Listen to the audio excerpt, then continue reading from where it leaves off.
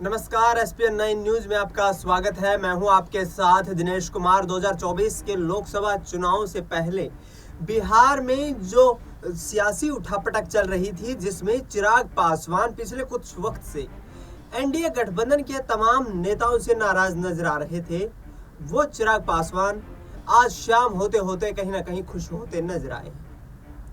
आपको बता दें कि चिराग पासवान को इंडिया गठबंधन की तरफ से पिछले दिनों पटना के गांधी मैदान में हुई तेजस्वी यादव की जन विश्वास रैली के बाद 10 सीटों पर चुनाव लड़ने की गारंटी दी जा रही थी, जिसके बाद चिराग पासवान ने कहीं ना कहीं बगावती तेवर अपनाए।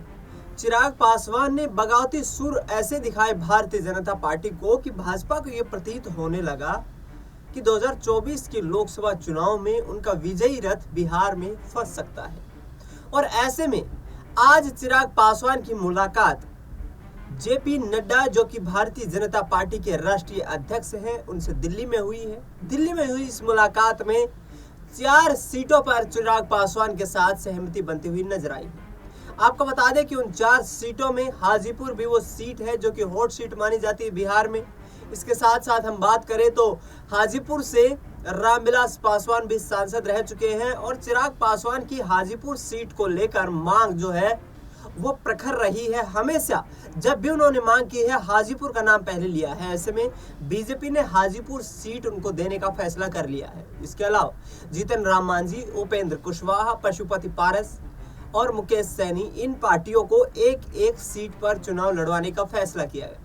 भारतीय जनता पार्टी और इसके साथ साथ जेडीयू नीतीश कुमार की पार्टी 16 सीटों पर लोकसभा के चुनाव लड़ती हुई दिखाई देंगी। दरअसल ये फैसला इसलिए बदला गया क्योंकि चिराग पासवान को लेकर ये मुश्किलें लग रही थी और ये असमंजस की स्थिति बनी हुई थी कि कहीं चिराग पासवान इंडिया गठबंधन का तो रुख नहीं कर लेते हैं।